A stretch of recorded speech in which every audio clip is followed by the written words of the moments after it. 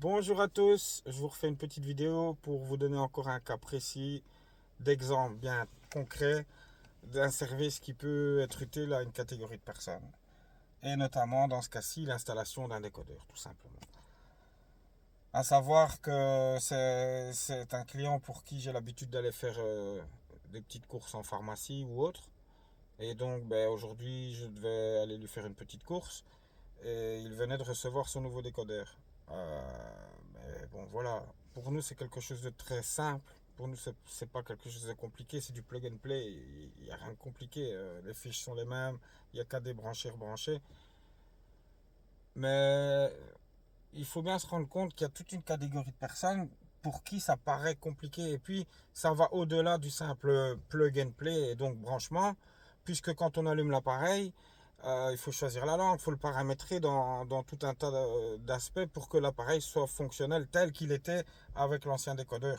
Et donc, ce service-là, je l'ai rendu totalement gratuitement. Je n'ai pas facturé ce service, puisque dans le cadre d'une première demande, il y avait un service facturé qui était celui d'une petite course, au tarif que vous retrouverez sur la page du Family Shop. Et donc voilà, ça s'est limité uniquement au montant du ticket que je lui ai avancé, à savoir que dans la réalisation de petites courses, j'avance le montant du ticket en magasin et à la livraison, à ce moment-là, on fait le remboursement du ticket et le paiement de la prestation séparément. Étant donné que le paiement du ticket, c'est un paiement avancé, c'est pas un paiement facturé. Donc je scinde vraiment les deux paiements afin qu'on distingue bien les deux aspects des paiements. Et au moins le client voit que sur la partie du ticket, voilà, il paye exactement le montant payé en magasin. Moi, je prends aucune charge, aucune commission, rien du tout. Au-delà de ça, je ne me contente pas d'arriver chez lui, déposer son sac, le paiement et je m'en vais. Non, voilà, il faut. Enfin, non, il faut pas. Je m'inculque cette façon de faire, mais je pense que c'est ce qui manque aujourd'hui dans notre société, c'est justement ce contact, ce temps donné à ce temps d'échange. Et c'est dans ces échanges que la vraie richesse se trouve. C'est pas dans le matériel. Il faut un petit peu essayer de raisonner logiquement et regarder autour de nous et se rendre compte qu'il y a tout un tas de personnes qui sont dans des difficultés incroyables. Au-delà du fait que oui, il y a des choses qui tournent pas rond, il y a tout un tas de choses qui tournent pas rond et c'est pas d'aujourd'hui que ça dure. Mais c'est pas en allant se plaindre et en allant faire crier, faire n'importe quoi. Non, c'est des solutions qu'on doit trouver. Et c'est à notre génération de le faire. C'est pas nos enfants qui ont subi une dégradation du système scolaire depuis déjà assez longtemps. Et c'est encore moins à nos parents qui sont complètement dépassés par la technologie. Donc moi, je suis né dans les années 80, 81 précisément, et je pense que c'est à notre génération de faire en sorte de se réinventer, de briser les codes, de se réapproprier ce qui a disparu pour le mettre au service des autres. Et notamment, moi ici, j'aurais très bien pu le facturer, j'aurais très bien pu lui dire, écoute, ça m'a pris une demi-heure, je te facture 25 euros de l'heure, une demi-heure, 12,50 € pour l'installation de ton décodeur. Non, non, voilà, il y avait le service petite course, 15 euros.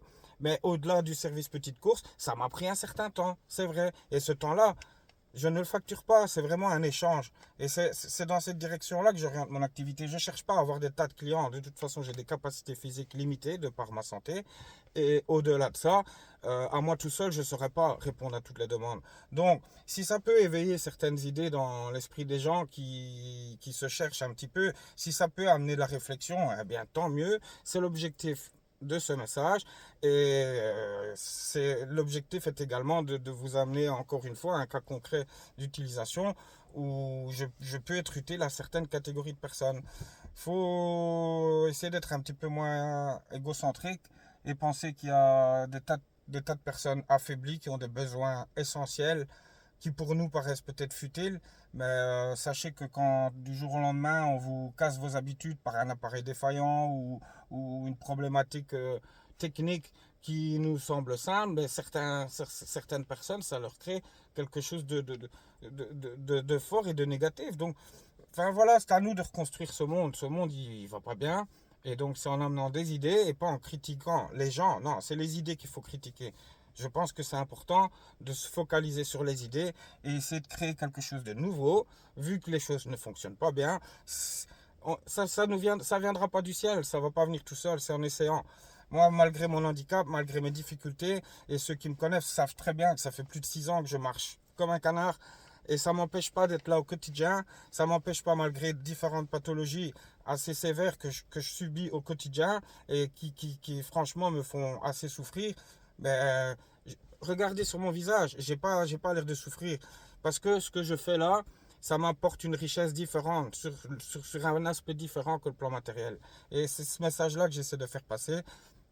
Il faut créer de nouvelles connexions. C'est à nous de faire en sorte que ce monde évolue. Allez, bisous à tous.